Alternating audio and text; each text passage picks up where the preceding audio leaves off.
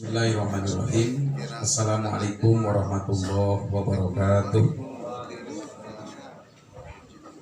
Alhamdulillahirabbil alamin wal aqibatu lil muttaqin wala udwana illa 'alal dzalimin. Asyhadu an la ilaha illallah al malikul haqqul mubin wa asyhadu anna Muhammadan abduhu wa rasuluhu shadiqul wa'dil amin. Allahumma salli wa sallim wa barik ala sayyidina Muhammadin asyrafil anbiya'i wal mursalin wa ala alihi wa ashabihi ajma'in. Amma ba'du. Faqad qala Allah ta'ala fi kitabihil azizil karim. A'udzu billahi minasyaitonir rajim. Bismillahirrahmanirrahim. Innallaha yuhibbul ladzina yuqatiluna fi sabilihi shaffan ka'annahum bunyanun marsus. Wa qala ta'ala ya ayyuhalladzina amanu hal adullukum ala tijaratin tunjikum min adzabin alim tu'minuna billahi wa rasulih wa tujahiduna fi sabilillahi bi amwalikum wa anfusikum dzalikum khairul lakum in kuntum ta'lamun. Wa qala Nabi sallallahu alaihi wasallam la yablughanna hadzal amru ma balagul lailu wan nahar. Sadaqallahul adzim wa sadaqa rasuluhun nabiyul karim wa nahnu ala dzalika minasyahidin wa syakirin walhamdulillahirabbil alamin. Yang sama kita hormati Sohibul Bed dan Haji selaku Ketua PD Persis Kabupaten Majalengka. Mata'anallahu bituli hayati. Yang sama kita hormati Abah Guluduk selaku event organizer, lagi konsolidasi pemanis pemenangan Anies Muhaimin Iskandar Kabupaten Majalengka, juga Kiai Haji Dadang Bahru Tauhid atau yang lebih dikenal dengan panggilan agamanya Wadadang. Itu panggilan dari Allahnya Wadadang Cikijing. Juga para kiai, alhamdulillah kesepuhan dari Muhammadiyah, Kokam, alhamdulillah dari Persis, juga dari Nahdlatul Ulama, dari Front Pembela Islam, Kakanda Kiai Haji Maman Komaruzaman selaku Ketua Alumni Miftahul Huda 2 Besari, dan Kiai Toto Taufik Ketua Alumni Miftahul Huda 2 Koordinator Kabupaten Majalengka, para ibu, para tokoh, para pemuda yang dari wajahnya kelihatan wajah optimisme untuk memenangkan konstelasi demokrasi di Indonesia. Pertama-tama puji dan syukur marilah kita panjatkan kehadirat Allah Subhanahu wa taala. Alhamdulillah wa syukrulillah bi nikmatillah atas izin Allah Subhanahu wa taala. Alhamdulillah pada sore hari ini Selasa tanggal 28 November 2023 Allah telah mempertemukan kita di tempat ini, dan insya Allah ini pertemuan yang membawa berkah insya Allah. Mudah-mudahan Allah selalu membimbing kita dengan hidayah dan taufiknya. Selanjutnya sholawat dan salam semoga senantiasa Allah limpahkan kepada baginda kita Habibana wa Nabiyyana Muhammad sallallahu alaihi wasallam. Yang pertama, perkenalkan, nama saya Nonop Hanafi. Kebetulan saya mimpin pondok pesantren, ketua yayasan di pondok pesantren Miftahul Huda 2, juga pimpinan pondok pesantren Tahfidzul Quran Anharul Ulum di Kawali Ciamis, dan insya Allah saya dapat amanah juga di timnas, tim pemenangan nasional Anies Baswedan Muhaimin Iskandar di keanggotaan deputi kepesantrenan. Mudah-mudahan silaturahmi ini satu kali lagi mampu membuka pola pikir kita, cakrawala kita tentang makna musabakoh di alam demokrasi yang seperti ini. Yang pertama, eh, perintah berpolitik itu jelas di dalam Al-Quran, bahwa dalam surah Syura ayat 13 Allah berfirman, an aqimuddin wa wasso bihi Nuha wa Ibrahima wa Nuha an aqimuddin. Allah mewasiatkan kepada Nabi Ibrahim, Nabi Nuh untuk aqimuddin, menegakkan agama. Nah, agama ini menurut Imam Ghazali dalam kitab Ihya Ulumuddin, dia tidak akan pernah kuat jika tidak ada midolah sia-sia, jika tidak ada payung hukum. Dan midolah sia-sia itu salah satunya adalah kekuasaan. Makanya Imam Ghazali mengatakan al-mulku bid-dini yuhda. Seandainya kekuasaan ditopang dengan agama, maka kekuasaan itu akan mendapatkan hidayah. Wadinu bil mulki yakwa. Agama jika ditopang dengan kekuasaan, maka ia akan kuat. Nah, itu landasan yang pertama, bahwa politik itu adalah bagian integral daripada ajaran Islam. Yang kedua, dari sisi histori, dari sisi sejarah, bahwa setiap para nabi dalam menegakkan syariat agama Islam itu menguasai kekuasaan. Kalau kita baca di dalam sejarah, ada nabi yang beroposisi dengan kekuasaan tapi pada akhirnya berkuasa, yaitu Nabi Musa alaihi salam. Nabi Musa alaihi salam itu lahir ketika kebijakan Fir'aun diinspirasi dengan mimpinya bahwa kekuasaan dia itu akan direbut dengan seorang bayi laki-laki yang lahir dari Mesir. Makanya Fir'aun mengeluarkan satu peraturan Fir'aun untuk membunuh setiap bayi laki-laki dan mengawasi setiap wanita hamil tua. Makanya Imam Ibnu Katsir menjelaskan, di kurun waktu 5 tahun itu Fir'aun membunuh hampir 500.000 orang-orang Bani Israel. Orang-orang Bani Israel, saking paranoidnya kekuasaan Fir'aun akan kekuasaannya hilang. Dan tepat pada saat itu Nabi Musa alaihi salam lahir. Lalu Allah membuat sebuah rekayasa bahwa ketika lahir Nabi Musa itu dihanyutkan ke Sungai Nil, lalu ditemukan oleh istri Fir'aun yang bernama Siti Asia. Lalu Siti Asia membawanya ke lingkungan istana Fir'aun, dan Fir'aun suruh membunuhnya. Tapi kata Siti Asia, oh jangan dulu, bisa jadi ini bayi adalah penyelamat kekuasaan kita. Dan Fir'aun nurut sama istrinya. Itu mananya adalah segarang apapun seorang laki-laki ketika kembali ke rumah meong, ya kan? Fir'aun itu mendeklir diri menjadi ana rabbukumul a'la, saya Tuhan yang maha tinggi, dan harus membunuh setiap bayi. Tapi bayi datang ke hadapannya itu kalah dengan wanita. Maka hati-hati dengan makhluk yang seperti ini. Ini bisa menjadi madu, bisa menjadi apa? Racun. Fir'aun sekalipun luluh lantak. Dan akhirnya, tapi Fir'aun punya siasat, coba tawarkan 2 bejana. Yang satu adalah anggur dan yang satu bara api. Dan ternyata Nabi Musa kecil itu sudah ada insting kenabian, dan yang diambil adalah apel dan anggur itu. Tetapi kata Ibrahim, kalau ngambil itu kamu mati. Akhirnya diambillah bara api lalu dimakan. Dan Nabi Musa itu ada sedikit lero dari sisi pembicaraannya, makanya meminta kepada Allah untuk dijadikan saudaranya menjadi nabi. Waj'alli waziran min ahli. Makanya ada nabi yang jadi karena proposal Nabi Musa, yaitu Nabi Harun alaihi. Jadi urusan proposal itu bagian sunnah Nabi juga. Nah, itu nabi yang beroposisi dengan kekuasaan.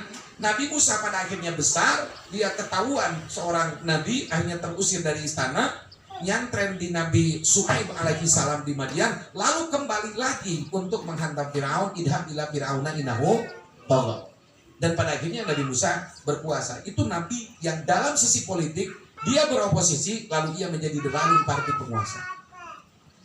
Yang kedua, ada nabi yang berkoalisi dengan kekuasaan, itu Nabi Yusuf alaihissalam. Nabi Yusuf itu anaknya Nabi Yakub. Nabi Yakub itu menikah dengan 4 orang istri. Ada Laya, ada Rahil, ada Zalfah, ada Balha. Nah, dari Rahil ini Nabi Yakub punya 2 orang anak, satu Bunyamin, yang kedua adalah Nabi Yusuf. Dan Nabi Yusuf itu kena rekayasa, saudara-saudaranya dicemplungin ke sumur, lalu rekayasa Allah, dia akhirnya dapat ditemukan oleh seorang pejalan kaki, lalu dijual kekuasaan, sampai pula di istana Raja Abdul Aziz. Dan yang paling hebat, ceritanya panjang, bagaimana Nabi Yusuf ketika hidup di lingkungan istana, dia mengatakan, Ij'alni ala khazainil ardh fa inni hafidun alim. Jadikan aku sebagai penjaga bulog negara. Katakanlah Erick Thohir kalau sekarang. Gitu, itu Erick Thohir, Pak. Dan dia menjadi penguasa pada saat itu, sampai rekayasa Allah bagaimana ketika Siti Zulaikha itu permaisuri raja dipersunting pada akhirnya oleh Nabi Yusuf alaihi salam, berkoalisi lalu pada akhirnya menjadi penguasa.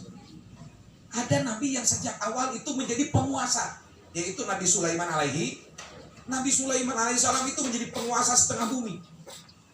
Dan dia mampu mereduksi, menggabungkan dua kekuasaan Ratu Bilqis di negeri Sabah, dan akhirnya dua kekuasaan itu menyatu di kekuasaan Nabi Sulaiman alaihi salam. Dan yang paling canggih adalah Rasulullah Shallallahu Alaihi Wasallam, karena Rasulullah Shallallahu Alaihi Wasallam adalah umat yang terbanyak. Jadi siapakah guru politik kita? Adalah Rasulullah Shallallahu Alaihi Wasallam. Makanya beliau dalam satu hadisnya bersabda, ad-dinu siasiun paman la siasata pala dinalah. Agama itu siasat, dan karenanya orang yang tidak bersiasat itu tidak sempurna agamanya. Jadi kenapa kita berpolitik? Orang kan dulu mengatakan kiai berpolitik itu kotor. Ya, kotor. Dokter pun ketika dia mengobati itu kotor-kotor semua. Iya kan? Apakah ada tujuan dokter untuk berkotor-kotoran? Enggak. Cari duit dengan mengobati orang. Bu Bidan, ini alhamdulillah ada Bu Bidan yang ketertarikan hatinya untuk berjuang bersama, amin. Tepuk tangan. Nah, jadi guru politik kita adalah Rasulullah SAW. Bagaimana Rasulullah membuat sebuah MOU, Memorandum of Understanding, dengan 48 kesepakatan piagam Madinah dengan orang-orang Yahudi. Dan sekarang itu dicontoh oleh masyarakat dunia dengan apa yang disebut dengan civil society, masyarakat madani. Dan itu adalah bagian daripada kerja-kerja politik. Nah, jadi politik adalah bagian daripada histori, sejarah, garapan kenabian. Nah, selanjutnya dari sisi kita sebagai bangsa, sejarah bangsa ini didirikan oleh para ulama, oleh para aktivis. Kalau kita mendengar Indonesia itu kan dibagi 3 tahap. Satu, Indonesia sebelum menjadi sebuah negara, itu kerajaan-kerajaan, kerajaan Samudra Pasai, kerajaan Sriwijaya, kerajaan Majapahit dengan patinya Gajah Mada, rajanya Hayam Buruk, itu kan menguasai Nusantara. Ada kerajaan Ternate Tidore, ada kerajaan Surakarta di Galuh di Jawa Barat, Galuh Pakuan. Itu Indonesia sebelum menjadi entitas negara bangsa. Itu kerajaan. Yang kedua, datanglah penjajah pada saat itu. Ada Belanda, ada Portugis, ada Inggris, ada Jepang. Dan Indonesia ketika mau merdeka ini, siapa yang menginisiasi? Yang pertama, kita mengenal ada Sultan Hasanuddin, ada Maulana Hasanuddin, ada Maulana Yusuf, ada Fatahillah. Fatahillah itu yang difilmkan. Itu kan yang menaklukkan Jakarta menjadi Sunda Kelapa itu siapa? Fatahillah, seorang waliullah. Di Aceh ada Cut Nyadin, ada Cutari, bukan Cutari, Cut Mutia. Cutari bagian daripada pengecualian itu, bukan pahlawan itu. Bahkan Kiai Haji Hasyim Asy'ari dengan apa? Revolusi santrinya. Di Jawa Barat ini, di Majalengka, ada Kiai Haji Abdul Halim yang pesantrennya di arah sana, Santi Asromo. Beliau itu 3 orang dari PUI ini masuk ke dalam PPUPKI, Panitia Persiapan Urusan Kemerdekaan Indonesia, itu di Majalengka. Beliaulah masuk 11 tokoh Indonesia yang menjadi Panitia Persiapan Kemerdekaan Indonesia bersama Kiai Haji Abdul Halim, Kiai Haji Ahmad Sanusi, dan Muhammad Rum. Itu 3 tokoh PUI. 3 tokoh PUI. Ada Muhammad Nasir dengan mosi integralnya. Jadi NKRI ini diinisiasi oleh tokoh Persis namanya Muhammad Nasir, tokoh Persis. Kiai Haji Ahmad Dahlan, tokoh Muhammadiyah. Jadi PUI Majalengka ini kota pahlawan yang menginisiasi hadirnya negara Republik Indonesia tiba-tiba kiai hari ini dianggap radikal dan tek-tek bengek, itu karena kekuasaan kita berikan kepada orang-orang yang tidak paham sejarah. Yang pertanyaannya, maukah Majalengka kembali ke tangan para ulama, para kiai? Ulama dinudutan itu. Apakah kita siap mengembalikan Majalengka ke tangan para ulama dan aktivis Islam? Apakah kita siap Indonesia dikembalikan ke para ulama? Takbir. Cing cengos mudah kan tenang.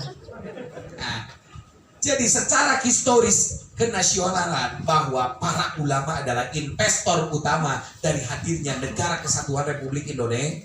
Para ulama. Jenderal Sudirman itu Ustadz Muhammadiyah loh.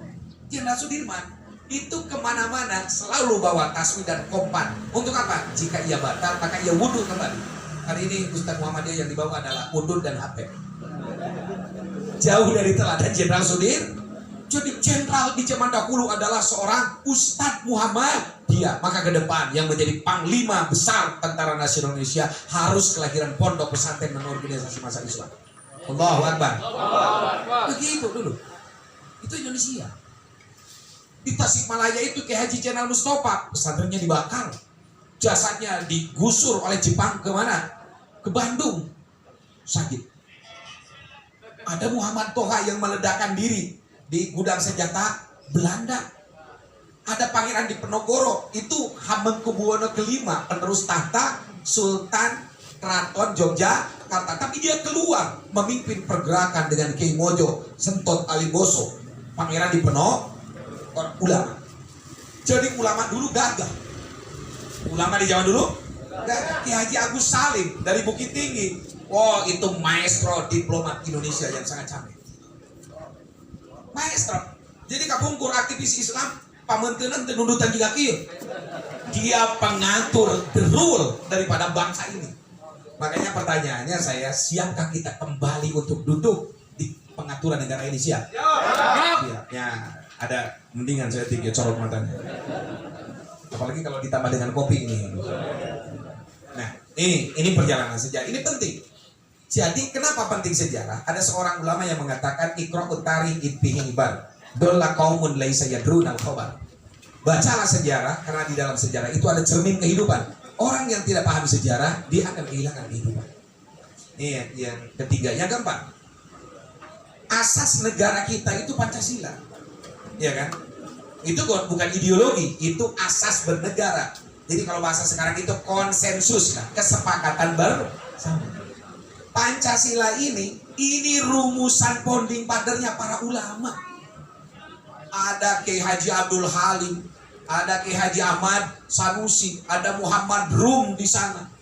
Tokoh-tokoh Islam semuanya. Dan ketuhanan yang Maha Esa itu diperas dari Qul huwallahu ahad. Kemanusiaan yang adil dan beradab itu diperas dari indilu huwa aqrabul taqwa. Persatuan Indonesia itu perasan dari wa'tasimu bihablillahi jami'a wala tafarraqu. Kerakyatan yang dipimpin oleh hikmat dalam permusyawaratan kebijakan perwakilan itu diambil dari wasyawirhum bil wa amruhum syura bainahum. Keadilan sosial bagi seluruh rakyat Indonesia itu perasan dari ayat wa ma arsalnaka illa kafatan linnas. Jadi yang merumuskan Pancasila itu ulama. Tiba-tiba aktivis Islam dari FPI, dari Muhammadiyah yang agak dikit-dikit frontal dikatakan anti Pancasila, anti Bhinneka Tunggal Ika. Betul lah, betul. Anti NKRI. Dari mana ceritanya Kiai disebut anti NKRI? Padahal ia founding father bangsa ini. Bagaimana bisa para Kiai disebut anti Pancasila? Padahal Pancasila adalah rumusan para ulama. Bagaimana Bhinneka Tunggal Ika, United in Diversity? Ngertiin Teteh Yuli begitu. Maka insya Allah kita akan mengembalikan marwah bangsa ini kepada para ulama. Siap semuanya, siap? Nah, ini sejarah. Yang kedua, berkaitan dengan negara Indonesia. Negara Indonesia ini para sastrawan menggambarkan ini sepenggal surga Firdaus yang hadir di dunia. Ini saking betapa subur makmurnya. Saya pernah keliling, naik dari mana itu? Dari Talaga ke atas, lalu naik sampai di gedung situ, subhanallah, dari Panyawian sana. Ini saya kira Swiss ini kalah dengan keindahan yang ada di Majalengka. Betul apa betul? Kalah. Jawabannya, negeri yang demikian kaya, ada nikel sekarang, itu menurut berita, Luhut Binsar Panjaitan, per tahun itu dapat 3 triliun masuk ke kantong pribadinya. 3 triliun loh. Anies Baswedan, kemarin saya bertemu di Jakarta, habis khutbah Jumat, ngobrol dengan dia. Itu kepabeanan uang yang masuk jika diatur masuk ke kas negara dari setiap pelabuhan yang ada di seluruh Indonesia, 1 tahun tidak kurang daripada 4.000 triliun dari kepabeanan. Jadi 2 tahun saja dari uang pelabuhan itu kalau benar orang yang ngaturnya, negara kita sekarang kan 8.000 triliun utangnya. Itu kalau digitik rata setiap orang 28.500.000 hutangnya Indonesia. Lunas dengan kepabeanan. Masalahnya adalah bahwa dirijen negara inilah yang harus kita jadikan orang-orang jujur dan cerdas. Dan itu ada pada Anies Baswedan, Muhaimin Rojak, kurang Rojak kali ya. Ya kan? Nah ini tentang Indonesia. Indonesia itu kaya akan suku. Wah, suku namanya suku Jawa, suku Batak, suku Ambon, suku Sasak, suku Roromehun, suku Berok. Tapi bagaimana? Indonesia bisa disatukan dengan satu bahasa. Dan itu yang punya geraknya anak muda. 28 Oktober 1908 lewat Sumpah Pemuda. Para pemuda itu punya nyali. Umurnya masih muda-muda 18 tahun. Tapi mereka sudah sumpah setia bahwa kita satu nusa, satu bangsa, satu bahasa, yaitu bahasa Indonesia. Anak muda punya nyali. Udah deh humpul si Aing. Anak muda harus punya nyali. Kira-kira siap nggak anak muda punya nyali? Apakah kita menginginkan perubahan? Alhamdulillah dari Malausma juga hadir, ada Ustadz Otom Sanusi, sahabat saya 13 tahun ini mondoknya. Ada Ustadz Mamat, Ustadz Abdul Wasil, tidak Ustadz kita undang di Majalengka ini, biar mengajarkan kembali ke tangan para ulama. Amin ya Allah. Nah, yang keenamnya adalah negeri kita ini kaya. Negeri kita kaya, tapi pengelolanya saya. Nah, saya kemarin 2 minggu yang lalu baru pulang dari Uzbekistan. Uzbekistan itu sepotong di Asia, sepotong di Eropa Timur. Dan Uzbekistan itu hampir 150 tahun itu dijajah oleh Uni Soviet yang notabene komunis. Itu di zaman Mikhail Gorbachev yang paling sadis. Asalnya dari Bandung, Joseph Gorbachev. Ngajak nggak bilang itu. Nah, ternyata di Uzbekistan itu ada peradaban Islam yang sangat gilang gemilang. Pertama, Imam Bukhari yang hafal hadis 750.000 hadis. Kita kan dibilang ustad juga, hadis dia sok belepotan. Tolabul ilmi faridotun ala kulli syai'in qadir. Temu ujungnya.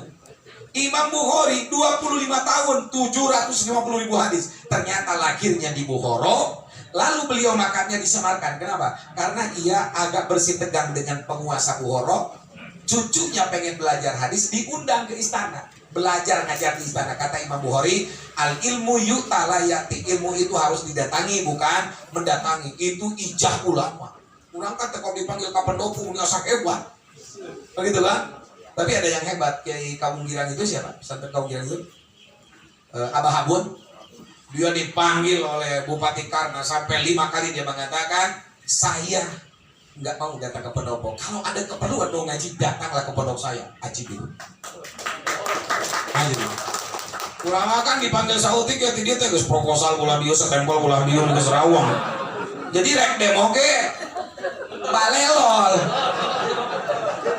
Nah nanti penguasa Majalengka itu diantara kita ini. Siap apa tidak? Siapkah Kiai tampil ke permukaan untuk menjadi Bupati Majalengka? Siapa ini? Ya, kalau saya kopi harus. Kenapa? Imam Hambali mengatakan salah satu yang hilang di umat ini minta kekuasaan. Betul apa betul? Pernahkah kita diajarkan minta kekuasaan? Padahal Imam Hambali mengatakan seandainya Allah memberikan aku satu doa dan doa itu pasti diijabah, aku akan minta kekuasaan. Rabbana Rabbi habli mulkan la yanbaghi ahadan min ba'di. Duhai Allah, berikanlah aku kekuasaan, yang kekuasaan itu tidak akan pernah diberikan kepada orang selain aku. Jadi mulai hari ini ajarkan semua organisasi massa kepada pengikutnya, kepada muridnya, ajengan, mintalah kekuasaan, minta kekuasaan. Mun bareto urang nyebutkan manggati payun, ayeuna nama lain haling ku aing. Siap apa tidak? Siap. Iya, Pak Enak. Aing peluang jadi ku haling ku aing. Begitu, peluang jadi RT haling ku aing, pulang manggati payun, haling ku aing. Robli habli min ladun kawaliya. Robbi habli mulkan layan bagi ahada minta. Nah, Bapak Ibu sekalian, kita ini dalam bernegara itu ada yang disebut dengan trias politika. Dengan apa? Ada tiga lembaga negara di negeri ini. Yang pertama ada yang disebut dengan legislatif. Legislatif itu dari mulai DPR, DPRD tingkat 1, DPRD tingkat 2, ada LKMD di desa atau BPD, Lekeman, Baheula. Itu legislatif. LMD. Fungsinya ada 3. 1, legislasi, menentukan undang-undang. Dia yang membuat rancangan undang-undang RUU. Kalau RUU-nya daripada aktivis Islam yang paham tentang Islam, maka pasti hasil rancangan undang-undangnya adalah setiap ustadz maka dia harus bersertifikat bacaan Quran yang fasih. Wajib hukumnya bagi santri usia SD masuk SMP bisa BTQ baca tulis Al-Quran, akan bagus. Yang kedua, fungsi legislatif itu adalah controlling. Dia mengontrol eksekutif. DPRD kontrol bupati, DPRD tingkat 1 kontrol gubernur, DPR kontrol presiden. Maka dia punya hak interpelasi untuk bertanya tentang kebijakan eksekutif. Dia punya hak impeachment, bisa mengimpeach, bisa memecat daripada pemimpin. Dan yang ketiganya adalah hak budgeter, mengatur kue-kue kekuasaan. Lamun legislatif nanti dicekel kurang kue kekuasaan, guru madrasah diniyah 13 juta per bulan. Enak tuh kira-kira? Enak aja kan ke semua ngarautan deui kawung. Gimana ngawuruk nya ngarautan kawung. Betul apa betul? Yang nyieun cablok. Kenapa? Karena sudah dijamin oleh negara untuk mencerdaskan kehidupan bangsa. Hari ini kan ustadz itu gajinya adalah 30 hari sebulan. PJPT, peraturan gaji pegawai Tuhan. Makanya ini yang pertama legislatif. Yang kedua eksekutif. Dari mulai presiden sampai RT itu eksekutif. Itulah yang menjalankan mandat dari rakyat. Coba bayangkan sekarang. Sekarang RUU Cilaka, RUU rancangan undang-undang jadi undang-undang cipta kerja. Itu bayangkan anggota DPR mengatakan tiba-tiba RUU ini belum dibahas karena tebalnya hampir 2000 halaman. Itu harus sudah disetujui kapan bacanya. Kenapa? Karena RUU besar. RUU besar. Mereka penting orang untuk mendorong anggota legislatif dan eksekutif. Nah, dan yang ketiganya adalah yudikatif, kejaksaan, pengadilan, advokat, itu adalah bagian daripada unsur-unsur yudikatif. Itu unsur negara, trias politika, yudikatif, eksekutif, dan legislatif. Tapi kesemuanya ini bisa dikontrol, bro. Well, bisa dikontrol dengan satu orang eksekutif. Bayangkan, di negeri kita ada yang namanya MK, Mahkamah Konstitusi. Itulah benteng terakhir konstitusi negara, tidak boleh melenceng dari Undang-Undang Dasar 1945. Tiba-tiba ketika pucuk pimpinan mengatakan ya, makanya kalau Amerika disebut dengan Paman Sam, MK di kita jadi Paman Usman. Iya kan? Undang-undang mengatakan calon pemimpin itu batas minimal usianya 40 tahun. Itu pakai tambah klausulnya, kecuali kalau belum sampai 40 tahun pernah memimpin kepala daerah, ya lolos anak kita. Makanya jadi mahkamah keluar gambling. MK Mahkamah Kehormatan Mahkamah Konstitusi yang dipimpin oleh Jimli Asidiki itu kan lucu. Dilantiknya oleh Usman, ketua MK. Dia harus menghukumi Usman. Lucu tuh, angkat kurang hukuman ente. Lucu, makanya hasilnya Usman dipecat dari ketua tapi hukumnya tetap berjalan. Enjoy Indonesia. Wasit menentukan bahwa pemain ini offset, tapi gol nama sah. Gelot. Gelot. Katakan gelot. Inilah Indonesia. Ketua KPK itu apa? Ujung tombak penegakan hukum. Moralitasnya harus yang paling tinggi. MK. Sekarang tersangka Firly itu.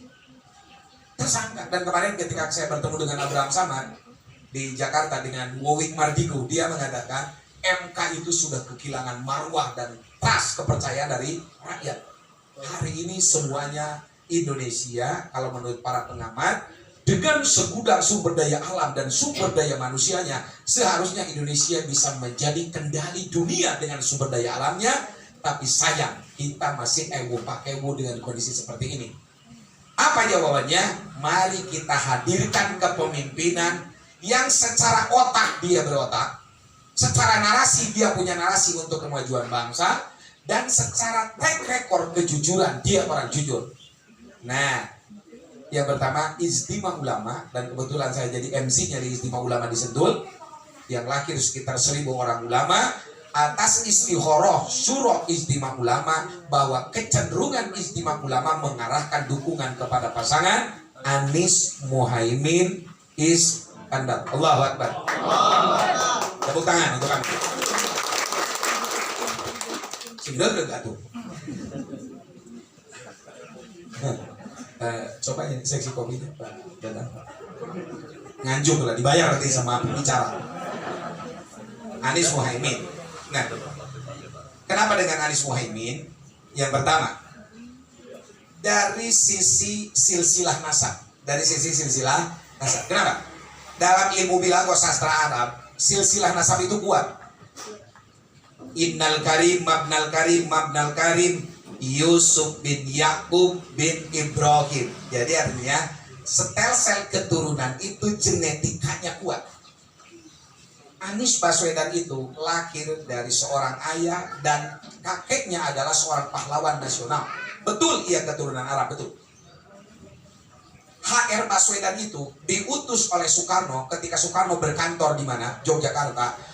15 rumah milik HR Baswedan itu dikorbankan untuk para pejabat negara yang pindah dari Jakarta ke mana? Yogyakarta. Indonesia belum merdeka. Nah, ketika Indonesia mesti diakui oleh dunia, maka HR Baswedan lah yang berlayar menuju Mesir, menuju Palestina. Dan dia menyatakan mendapatkan surat dari Presiden Mesir, juga Mufti Palestina pada saat itu, bahwa Indonesia secara de facto dan de jure adalah negara merdeka. Dia bawa surat itu dililit, dimasukkan ke kaos kaki, lalu di setiap pelabuhan diperiksa oleh embarkasi setiap negara, tapi dia lolos sampai Jakarta. Dan dia berikan surat itu di Yogyakarta kepada Soekarno. Dia mau diberikan rumah di Jakarta, menolak. Cukup bagi saya mengantarkan Indonesia merdeka. Jadi Anies Baswedan genetika pahlawan. Allahu Akbar. Itu Anies Baswedan.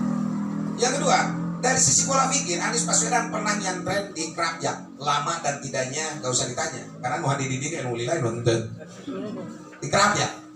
Anies Baswedan SMA di Yogyakarta, lalu dia S1-nya di UGM, Universitas Gadjah Mada, asli itu jasanya.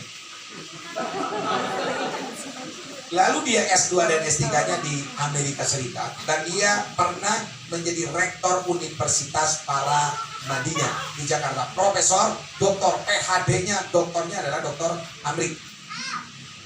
Lalu dia pernah menjadi Menteri Pendidikan di zaman Jokowi. Lalu dia menjadi gubernur yang diraih oleh Gerindra. Makanya politik not dangerous game, but funny game. Politik itu tidak menegangkan, enjoy aja, enjoy aja. Jadi ini bikin enjoy. Jadi secara pendidikan saya percaya, secara narasi dia punya narasi. Yang kedua, Muhaimin Iskandar, dia itu adalah cucu daripada pendiri Nahdlatul Ulama. Jadi ada seorang ulama besar. Dia memimpin PKB dan jagonya dia merebut PKB dari Gus Dur. Kuat berarti kan? Kuat. Dia sudah 4 kali berturut-turut menjadi ketua PKB. Jadi saya kira kedua tokoh ini adalah cucu pahlawan nasional. Coba lawan nasional. Yang kedua, sekarang adalah momentumnya persatuan keumatan. Kenapa? Seluruh organisasi keumatan menyatu. Muhammadiyah, Nahdlatul Ulama, Persis, PUI. Ini di tempat Persis ini. Jadi ketua Muhammadiyah, antum kokang Muhammadiyah atau pemuda Pancasila? Oh termasuk. Wah jadi ini namanya kolaborasi antara murid Abah Encang dengan anak buahnya Amin Rais. Iya kan? Jadi Muhammadiyah sekarang bersatu. NU ngehiji, PUI, Persis, Al-Wasliyah, Matlaul Anwar, Al-Wasliyah yang ada di Sulawesi, Nahdlatul Wathon, semua tokoh-tokohnya itu mayoritas mendukung pasangan Amin. Jadi ini momentum yang jarang terjadi dalam perpolitikan Indonesia. Organisasi keumatan menyatu antara Nahdlatul Ulama, Muhammadiyah, Persis, PUI, Nahdlatul Wathon, Matlaul Anwar, ini menyatu. Makanya kita lah yang harus mengantarkan bahwa inilah masa keemasan persatuan Islam akan terjadi jika Anies Baswedan memimpin negeri ini. Allahu Akbar. Ini keumatan ini. Selanjutnya, ini ada persatuan antara Islam modernis dengan Islam tradisional. Iya kan? Itu biasanya kalau PKS diserangnya Wahabi terus itu pasti. Iya kan? Karena kalau di NU itu yang namanya KTSM harga mati, kunut, tahlil, sosial, sholawat, marhaba. Kalau tidak KTSM Wahabi gue bukan mah. Iya kan? Pak Nana, ini tokoh NU bunyi. Nah gitu kan. Itu Wahabi kiranya kan. Tapi hari ini bersatu. Tiba-tiba oleh Allah disatukan PKS yang notabene Islam modernis, kaum terpelajar santri kota, ini bersatu dengan PKB yang notabene adalah Nahdien. Kan canggih ini. Canggih apa tidak? Canggih apa tidak? Canggih. Islam modernis dan Islam tradisional. Ajib ini. Dulu 212 itu paling benci terhadap yang namanya Metro TV, sehingga kita kasih Metro TV. Bang Brewok Surya Paloh itu adalah tokoh yang paling sendil di hati kita. Betul apa betul? Tapi ternyata dia mengatakan saya ini sudah tua, bukan lagi orientasi uang yang perlu dihadirkan, tapi kepemimpinan yang akan membawa Indonesia. Menang hidayah siapa? Dengan Nasdemnya dapat tidak? Maka Metro TV menjadi hadir lagi di hati umat. Betul apa betul? Nasdem tiba-tiba menjadi sahabat beserta partai umat hadir besutan Amin Rais. Ya kan? Jadi artinya dari sisi kolaborasi politik di sini adalah hadirnya Islam modernis dengan Islam tradisional. Ini juga fenomena langka. Yang kelimanya, ada satu permasalahan di tim ini, yaitu apa? Ya dana. Kenapa? Saya ini sudah ditelepon oleh tim pemenangan Prabowo. Dan itu ditawari jabatan strategis di tim pemenangan. Katanya Pak Kiai coba istihara dulu. Kalau di tim Amin tidak dikasih ruang yang hebat, saya kasih ruang yang hebat. Tentunya dengan duit bejibun. Betul ini. Bahkan kemarin saksinya kan Dadang dan Kiai Toto itu saya kedatangan Intel Kodam yang menggambarkan tentang kondisi real siapa yang akan memenangkan. Coba bayangkan, Intel itu sudah menjamin ini yang akan menang. Ya Kiai, kalau ikut saya, Kiai pesantren bisa hebat, yang keluar duit cair katanya. Kata saya bukan psikologi manusia itu bro. Sekarang amin aja dulu, nanti kemudian gimana nanti. Nah itu saksi sendiri kemarin. Artinya bahwa kita berhadapan dengan tadi kata Pak Ketua Persis, kita berhadapan dengan gajah. Dengan apa? Gajah. Gajah dari sisi kekuatan koalisi politik gajah. Gajah dari sisi finansial. Prabowo saja, itu kita dukung mati-matian Prabowo loh. Prabowo sudah keempat kalinya tetap calon. Dulu sama Megawati yang deklarasi di Bantar Gebang itu tempat sampah. Yang kedua dengan Prabowo Hatta, kita juga mati-matian pada saat itu. Yang ketiga dengan Sandiaga Salahuddin Uno, kita cetak berapa? Kayak di Ciamis, ngumpulin duit 2 karung. Saksi mata kita. 2 karung. Sekarang dengan Nak Gibran itu. Ahmad Muzani itu kan 30 mobil beserta kru DPP Gerindra datang ke Kawali itu.